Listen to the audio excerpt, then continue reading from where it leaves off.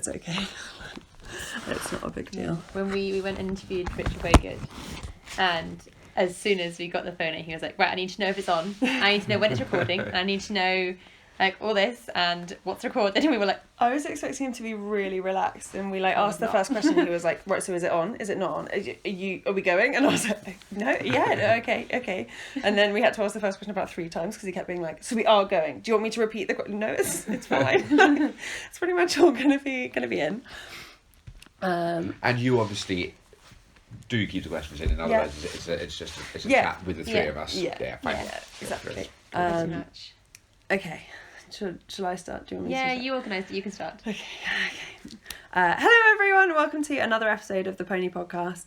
You've got Alex, me, and we are here joined by a world silver medalist, longlisted for the European Championships, and the youngest rider ever to receive an Armada dish for 5 badminton completions. Harry Meade, welcome to the podcast. Thank you for having me. I didn't realise you were the youngest rider to get an Armada dish until I did a quick stalk of your website. It was young once. When was your first badminton? I was 22 and so it was 2005 or 6. Oh my God. But I managed to get my first 5 completions pretty quickly. The first year I had 1 horse, and then next year I went back with 2 horses, and next year I went back with 2 horses. Oh, easy. And then it took me another 10 years to get my next 5. There's horses for you. Yeah. So we're going to talk a little bit about fitness and event aftercare. So if we start from the end a little bit, at the end of the season, do you give your horses some time off over the winter, or do you prefer to keep them ticking over or spend the winter show jumping or anything like that? Yeah, so I mean, it very much depends on the individual. Yeah. I tend to, normally we get to the end of the season, I like them to have a break. I think it's really important. So they normally, if they do a 3-day event, they then walk for a week. Yeah. I always think if you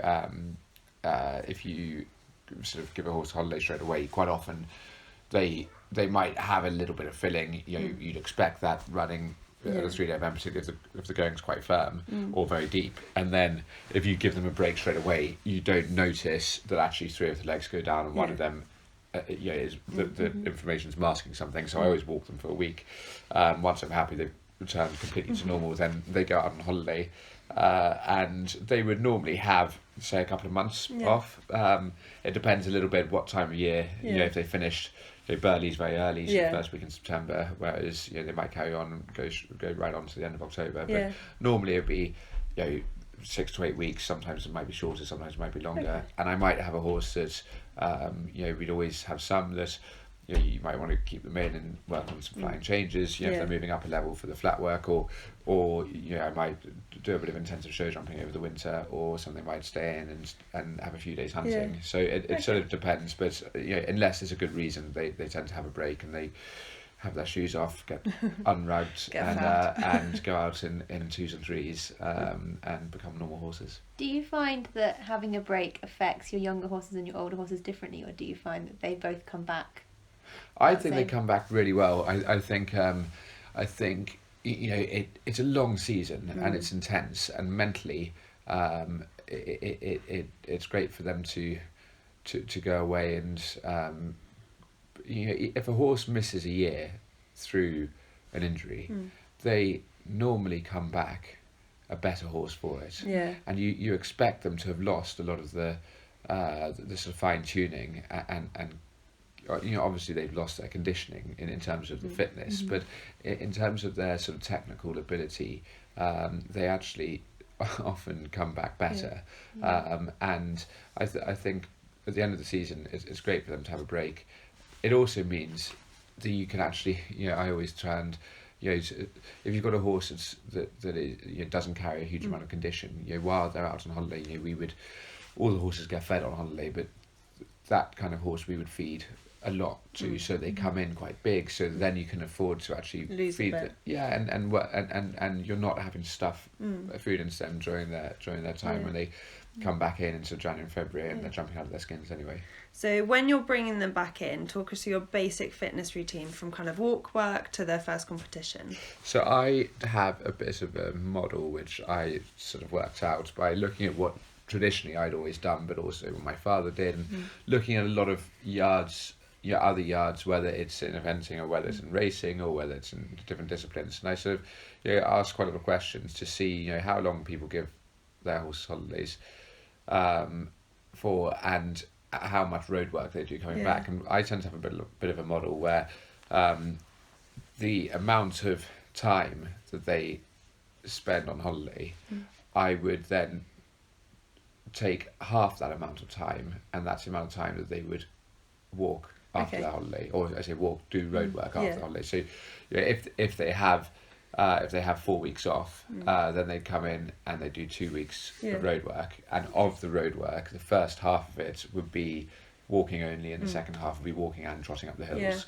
They don't trot on the flat, but they do trot up the hills, and we're in a pretty hilly part of the Cotswolds. So so it just gives a really sort of easy way of thinking about it. So so if you had a horse that if a horse had 12 weeks off, they do 6 weeks road work. 3 weeks of it would be walking, 3 weeks would be walking and trotting. So it's sort of it's quite simple, and also if a horse only has a week off, they end up doing cracking on. a couple of days of walking and a couple of days of trotting, and they or whatever, and crack on again. At what level do you start taking your horse to the gallops and doing a bit more work at pace, like at cross country pace? So when they come in, we're very lucky in that we can get going on grass. Where we live, we're on Cotswold Brash, which drains really well. Beautiful. And we're really lucky to have very supportive sort of neighbouring farmers, and we've got different bits of land that we can work on, and we try and sort of respect that and not make a mess, but we've got enough variety that we can move at different times of year from one patch to another, and it slightly varies in soil type. So there's a couple of bits of ground that we can get on, and we can be cantering on grass in December and January, and then other bits there's a brilliance in a drought through sort of July and August. It's still really spongy old turf, so it means that we start cantering quite early. So normally they'd come in, they'd do their road work. Once they finish their road work, they would normally have then a fortnight of still hacking on the roads, but also doing some basic schooling and some what I call flat work for show jumping, which would be pole work, cavaletti work, very much in show jumping mode, but without jumping much. And then after that fortnight of basic work, they would then start normal work, and that would include dressage, jumping, and so when I say dressage, sort of dressage with movements rather than just their basic work, and also some fast work. Now for the young horses, that'll be very in fact for all the horses, starts off in a very simple way. So I always try and stress to people, it's not fast work to get them fit. So you're not trying to stress their cardiovascular system. It's more a case of almost treating it like you're schooling them. So you're teaching them to travel on the gallops.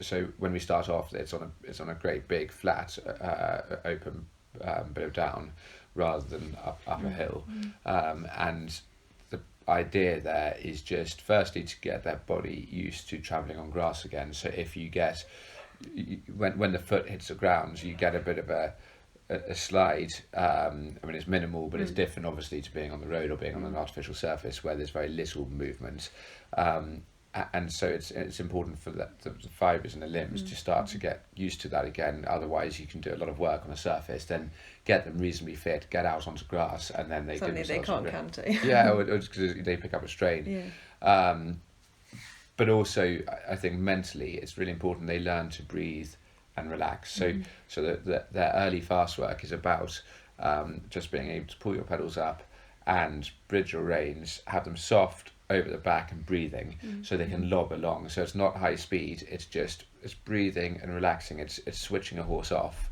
I often compare it to if you're in the Grand National and you're on a horse that was keen, you've got 2 circuits of the national course, and for the first circuit you want to just totally switch them off and let them travel with no adrenaline in that easy lobbing relaxed way, and a side sort of byproduct of that is that it also starts to get them fit.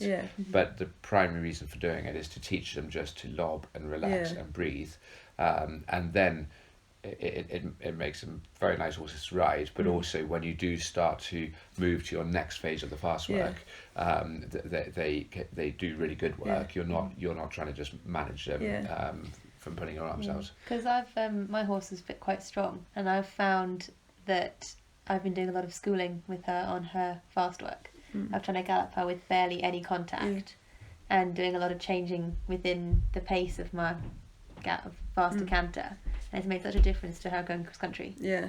Yes. And I didn't realise how much work you could do when you're doing your fast work. Yes. Yeah. I found it's really it's something that you can take across loads of different sports. So when I was rowing at uni, we do 2K tests. So you go sprint over 2,000 meters, and every time you'd have to, the first 250 meters, you go as fast as you can, and you just race up and down the slide, and it felt like the easiest thing you've ever done because you had so much adrenaline, your muscles were just going off it, and it was so easy. And then you'd get to that first to like 150, 250, and you'd have to stop yourself and make yourself wait and make yourself get back, like get onto your like goal time, how fast you wanted to do it, and just sit there, and you'd be going, this is so easy, I can go so much faster. And then you'd feel that first bit of weight come into your legs, and then it was hell for the next 1,000 meters until you got to the final stretch. And I always think that with the horses, like you come out the start box, or you start your gallop work, and they just want to race up the hill. And as long as you can stop them and just get them into a rhythm and then leave them, and then you sit and you wait, and it's really, really easy, and it's really, really easy. And then you have that bit more for when the weight starts coming into their legs, that you can be like, okay, come on. And then like I found it a lot easier working my horse, teaching her that she has to be patient at the start, that now courses feel really easy. Yeah, I think also it's with riding, people talk about, one of the most used terms is impulsion. And impulsion is effectively the creation of energy, and it is really important, particularly in the dressage and show jumping and in the cross country phase. But in the cross country phase, the thing that often people don't talk about, and it's not particularly relevant to the same extent in the other two phases, is the opposite, which is, instead of the creation of energy, being able to disperse energy. And the importance of a horse, and again, this is sort of where you're moving away from the direct motivation of fitness work, but in your fast work, to be able to use it as a schooling exercise to switch a horse off, and that dispersal of energy. I think of it like putting water onto a boil, then taking it off the hob and just letting it simmer down, and that ability for a horse to be able to just to breathe and relax, it affects then how they are when you're riding them around a course, and if you can slow the brain down, then the horse firstly puts less tension to its body when it gallops and is less likely to have an injury. Secondly, it's much easier to adjust, but thirdly, and probably most crucially, it's able to process information in a cognitive way much more easily. So it's not just relying on a sort of very adrenaline reactions. Sort of flight adrenaline, sort of where they can travel around a course and hardly notice what's going on, and you got to the end, and you get the same with competitors when they can't remember anything. It's all a blur. Whereas if you can just switch the horse into that relaxed mode, so its brain is completely relaxed and concentrating, and that becomes their status quo. It's a huge advantage. So with your fitness work, do you keep taking them up to the gallops throughout the season, or would you include events and cross country runs as part of their fitness work? So I look at the events as a piece of fast work. So the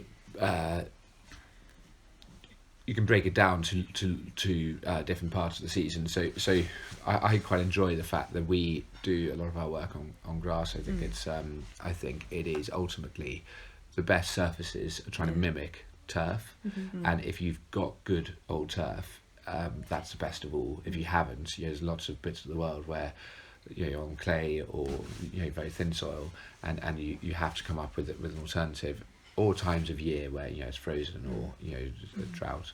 But for us, we're really lucky. So I do as much as I can on grass, but within that, we've got different bits of land that we gallop on, and I quite like the fact that the different times of year force us to use different bits, because it builds in a bit of variety. So I start off on a flat gallop, which is it's about 1.5 miles, and it's on a circuit, and then so they lob round there once, and they probably, each horse would do that say 2 or 3 times, and probably doing the younger horses maybe once a week and the older horses twice a week, and then they build up to doing it twice round, but with a 5-minute break in between the 2 circuits, and then they get up to going 3 times round. So that's 4.5 miles, but not at high speed. Again, it's just that breathing, relaxing, just way of travelling. And then we get onto the hills, and the hills is, it's essentially, it is interval training. It's cantering up the hill, walking down, cantering up the hill, walking down. And again, we sort of build up from twice up to getting up to 8 times up. And again, there's a few different hills, so some are steeper and longer, and some are shorter and shallower. So you can vary your speed. Generally the steep hills, we would just lob up. The shallower ones, we'd work at a slightly higher pace. But I think of fitness as not being a linear, 2-dimensional plane, but as being more of a 3-dimensional concept, where it's not just a case of they go from being unfit to being fit. It's a case of working their fitness in multiple ways. So I like to mix in a degree of speed and a degree of sort of stamina, and some of it will be on a steep hill, some of it will be on a flatter plane.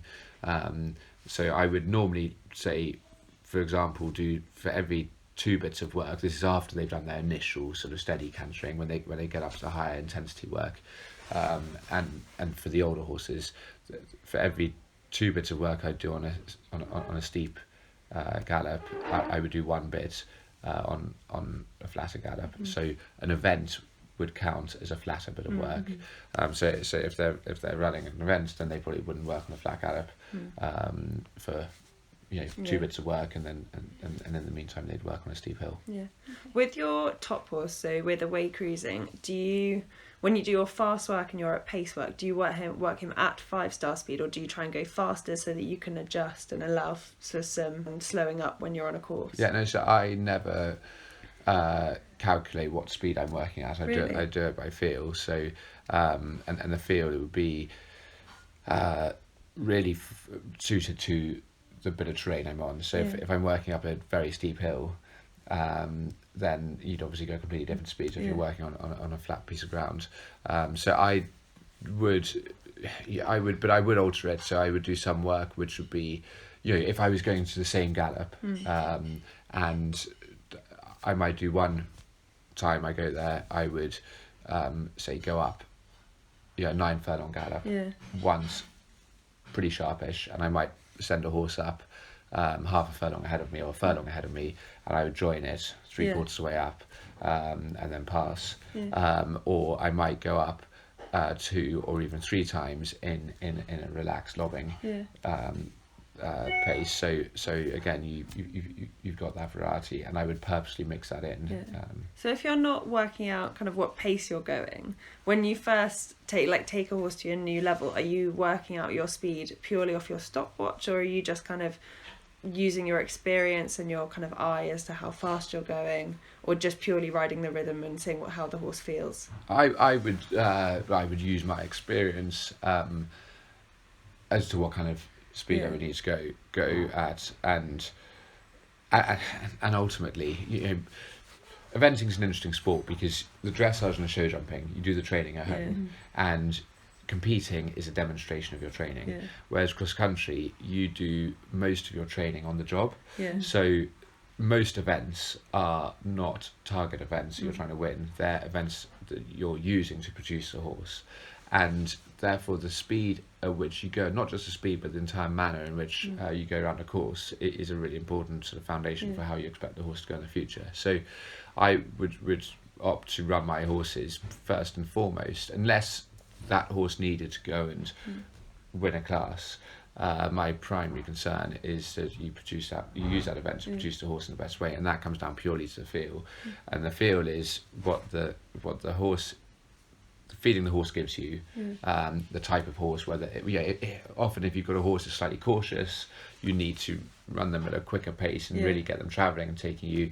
If you've got a horse that is very keen and bold and got a very long stride, then I would quite often just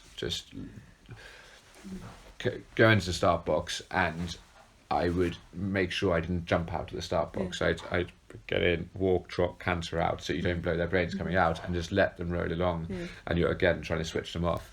And so you've obviously got the type of the horse, the feeling the horse gives you, and then the sort of course it is. If it's a nice galloping track with, forgetting the actual fences, the route of the track being one which you can bowl on, then that's a great opportunity. If it's a very twisty course, you might be just riding them at a different pace. So that ultimately is what you're doing. But then you sort of use your experience to know that when you turn it on, and you run them at a pace that is competitive, you sort of know what that is. And then that comes from years of experience, but also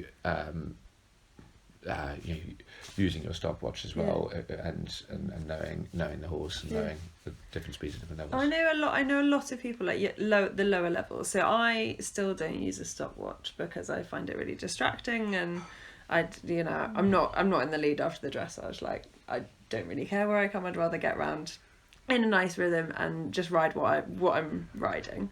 But I know a lot of people at the lower levels who absolutely are slaves to their stopwatches and know exactly, know when they're halfway around the course they want to see this on their stopwatch and they want to be kicking on, and that was just so not how I ever went up the levels. I never used to use a stopwatch, and then I found I was going too fast because I was like, well, I've got to get the time, and it came into my head, and then I started using a stopwatch, and now I've almost gone the other way, where I ride too cautiously when I'm not wearing one. Really? Yeah, because my horse, her last event, she ran out of something because she was a bit strong. So I was like, well, this time I'm not going to wear a stopwatch because I don't want to go for the time or have it distract me.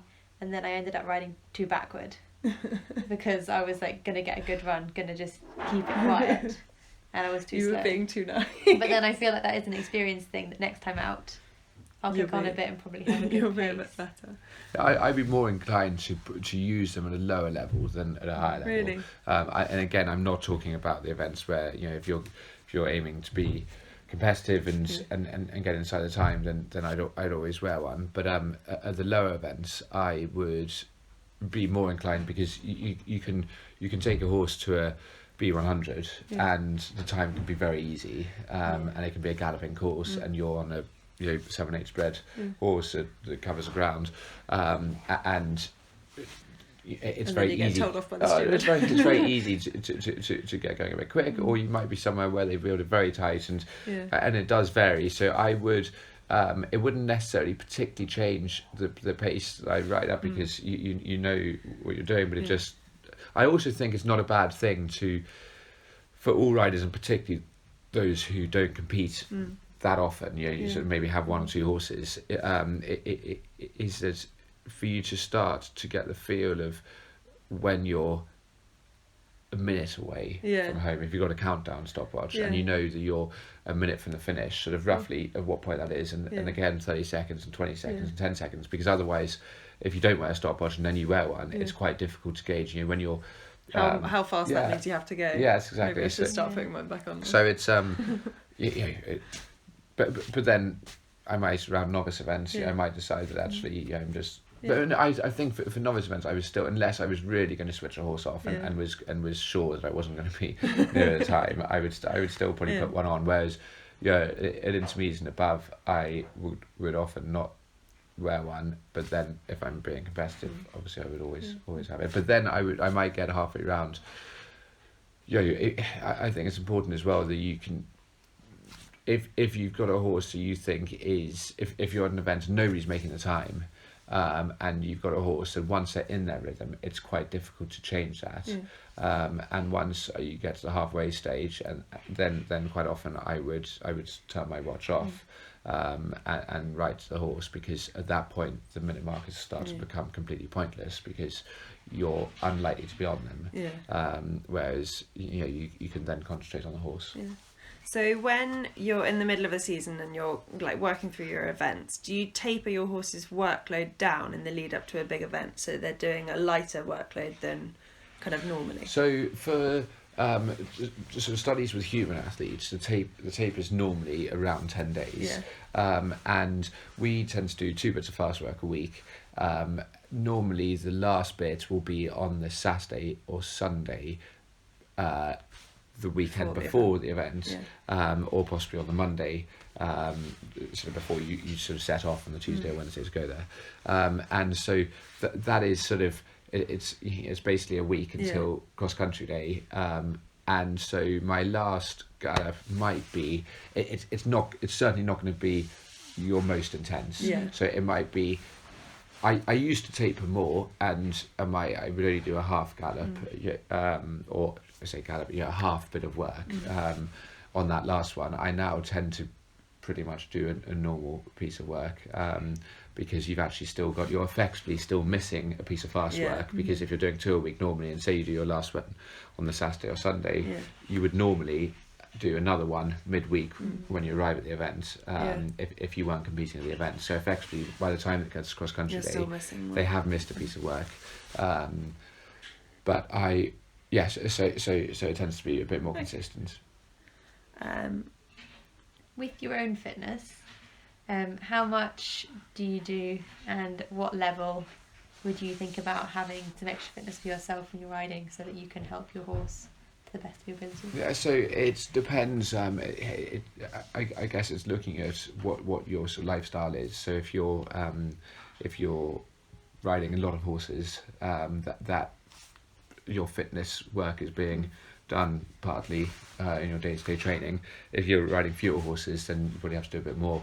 I think also it's a case of working out what are your limiting factors and what you want to concentrate on, because you get to a point where something ceases to be a limiting factor, and by going on overkill, you're not actually going to get any better. So, for example, if you became a bodybuilder, you're going to be probably a worse rider than you would be if you just weren't weak, if that makes sense. So, a little bit of it is knowing your own body and knowing,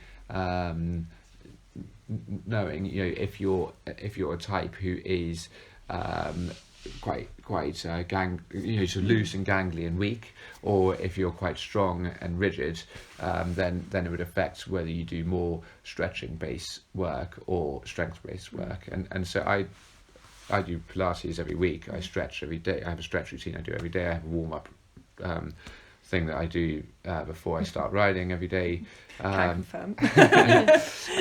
And I find it just works for me to do it little and often. So rather than having to go and do a massive session every now and then, I try and do it 52 weeks of the year.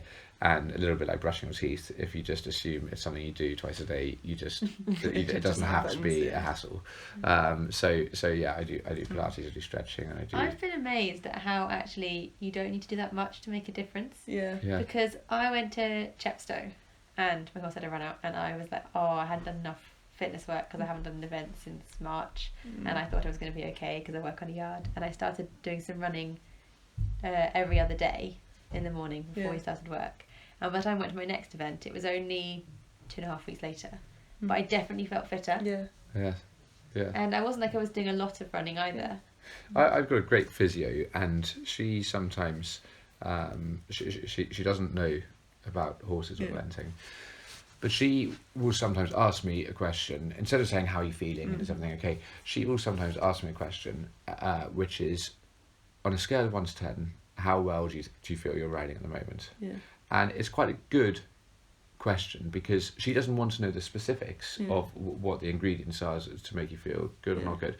She's just trying to ask that as a starting point. And that can be encompassed by, I think of it normally as a combination of your suppleness and your strength. When I say strength, it's like your ability to engage the right muscles, and then not feeling that you've got tension or injuries. And then the other thing is that you feel that your sort of technical refinement is there in terms of your schooling abilities and things, which might be a bit sort of lacking in January when you've had a bit of time off. But then when you feel you've done loads of test riding or indoor jumping for the start of the season or whatever, you feel you're much more in the zone. And then the last bit of that ingredient is probably confidence, because if you feel that everything's really great and you feel you're riding as well as you've ever been riding, then it affects your confidence. So it's quite a good question, and through looking at whether you say, look, I feel like I'm 9.5 or I feel I'm 6, then thinking about what are the ingredients that are making it high or low, and then how do you address that? It's probably a better question to make you more accurate in your self-assessment, because it's so, when someone says how are you feeling, it's so easy to be like, oh yeah, no, I feel fine, like I'm basically fine, whereas actually having to think about like how you're riding, how all of those things are adding together, you probably are more accurate in your description to her of how it actually is feeling, as opposed to just being like, yeah, no, it's basically fine, like I'm a bit sore but it's basically fine, which is what I always do, my poor physio. So you have quite a distinct cross-country style of just maintaining a forward galloping rhythm and letting the horses jump out of that. Do you have any tips for riders who are hoping to emulate this but are struggling with horses that chip, or horses who aren't that bold to a fence? Yeah, so I think there's a few things. One is that when I'm teaching, I find that a common mistake is that people tend to, particularly some less experienced, tend to sit very much at the same speed, and they will think they're galloping very fast, and they'll come into a steeplechase fence way too slowly, and they will think they're going very slowly, and they'll come into a coffin way too fast. way too fast. So they're basically travelling at exactly the same speed at every type of fence. So I think one thing is to be able to go to all extremes. So you should be able to gallop down as if you're coming up the hill of Cheltenham to the last fence, and you're really on that attacking forward distance to a very inviting chase fence. And the other thing is that you can establish a real coffin canter, and that you should be able to access both of those and everything in between very easily. When it comes to training the horses, I do a lot of very easy work with them, where the horse is totally independent. So on the end of a very loose rein, jumping out of a walk, jumping up a step and down a step, and over solid cross-country fences, from a walk, they can't step, they've got to jump, but on the end of a loose rein, and again lots of trotting into fences on virtually on the buckle end, where you refine your ability to stay completely in balance without having to balance on the horse. Either using the rein to balance, or tipping in front of the movements you really don't mean to, or whatever. So you become sort of able to allow the horse to do the job without you interfering, but also the horse then it develops an independent thought process, so it can feel that that it can trot to a fence, and almost like they're loose schooling, and that they can prick their ears and work out their footwork, and we do that from a young age with them. So and it's not to say anything is right or wrong, because you get different riders who are very successful, and their approach will be that the horse should have ultimate submission, and that they will make the decisions, and the horse should not argue and do it. And it's not for me to say sort of one is right and one is wrong. I just have always been a believer that if I can equip the horse to do what they have evolved to do naturally, which is to travel from A to B across the country, and to really equip them to have as much responsibility as possible, it makes my job much simpler. And part of that is being able to cruise down to a fence, and from quite a long way out, when I say quite a long way out, I mean probably sort of 30 metres out, is to be able to shuffle the rein out. So again, some people will think that opening your fingers so the horse can draw the rein out of your hand is sufficient. I'm a bit of a believer that your straightforward fences, I shift my body slightly behind the movement, and I ride quite short, so I can do that without my shoulders having to go back, if that makes sense. And then I shuffle the rein out, maybe so 6 actively going to so maybe 6 inches, or even a foot longer, and because you're shifting slightly further back in the saddle, or you're not actually sitting, but the Z position of your body is further back on the horse. So you've got 3/4 of the horse in front of you instead of half the horse in front of you. You've still got that sort of feeling down the rein, but your rein is significantly longer, and you've got more of the horse in front of you. That the horse is then able to prick their ears and jump the fence as if you're not there. And I try and do that with the young horses, and if I take on a new horse, it's always something I go back to, is just try and just get them used to that style of riding where they can, and you know, they make, if they're not used to it, they can make mistakes, and they can arrive on a duff shot a few times, but you know, that's why you drop them down a level in order to do that. And when they become proficient at that, they start to, when I say lock on, it's not just locking on in terms of direction and what they're aiming for, but it's in terms of taking responsibility for the stride pattern. And I can become quite uninfluential in that. Now I would pick, you know, my easy fences on the course, you know, and particularly at the lower level, you know, that's the majority of the course, and then you would ride your you know, your fences that are technically more difficult in a normal way, but it just means that you can gallop down to a fence, and through doing this you mustn't lose a line. So I'd still pick a spot on the fence, you know, the size of an inch squared, and that's the point they've got to jump above, but they are travelling down to that in a relatively free way. And it just gives them the confidence that then they can do that, and then you can add in the speed later, and you can add in the size of the fence, and it makes it makes life a bit easier. And it's you know, to travel in that forward going liberated way is it's a great feeling, and I think it's a great feeling for the horses, and it allows them to do their job. There's something that I can't remember who said to me the saying, but they said horses don't miss to a fence. Riders miss to a fence. I've watched my horse preschool and she's missed to a fence. I think they can, but I think it's you know, again, I'm not saying I don't look for a stride at all.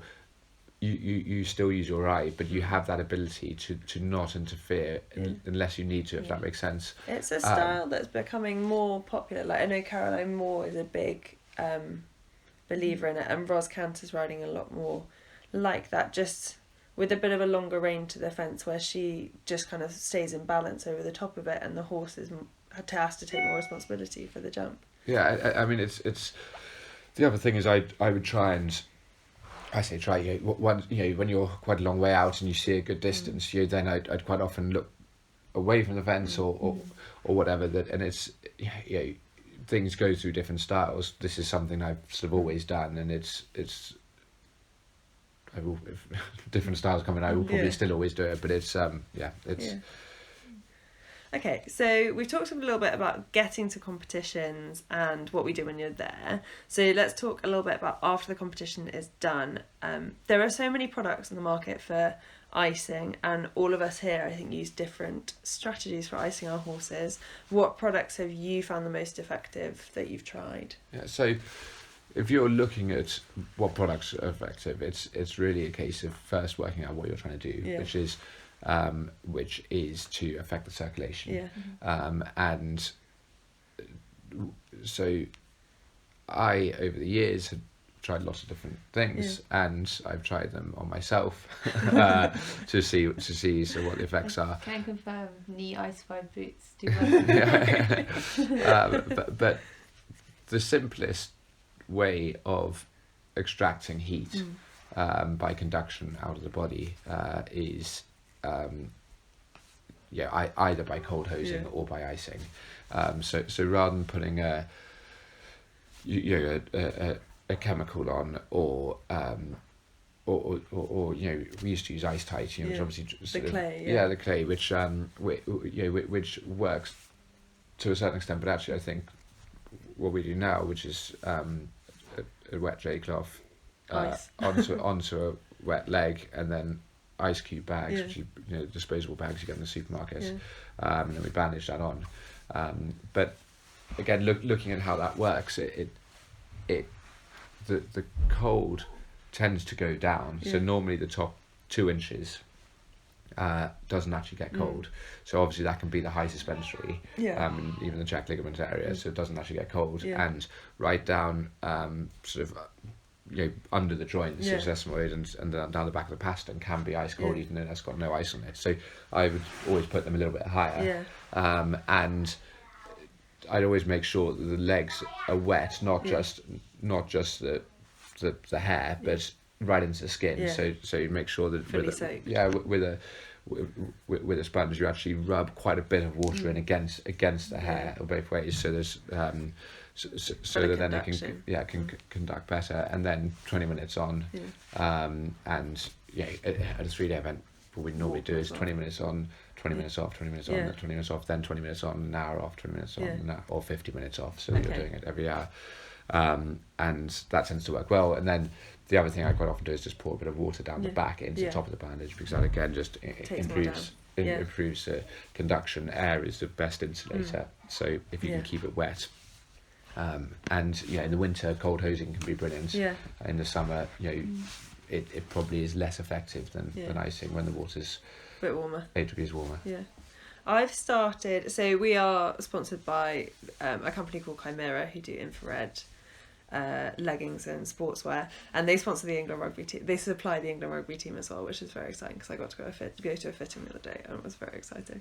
And I've got a pair of their really, really old stock leggings that I've cut off at the knee, and the elasticated bit at the ankle sits over Piglet's knee, or hock, so they hang down the length of the tendons, and then I have an ice pack that goes over the top of that, and I soak everything like you guys do, and then I put a boot that on, so that the ice pack all melds around the tendon because it's all gel, and then the infrared boosts circulation, so it kind of shifts everything through. But at the same time, but then how does that work? Because the ice is constricting and reducing circulation. Yeah, but it's still, so because of the infrared and the way it interacts in the body, it boosts circulation, so you kind of have both of them at the same time. And my horse has always had really big wingally legs, and her wingles have almost completely gone. Yeah. And I thought wingles, once you had them, they were there forever. And they come up when, if I stop icing for a couple of days, they'll come back up a little bit, but they've almost completely gone.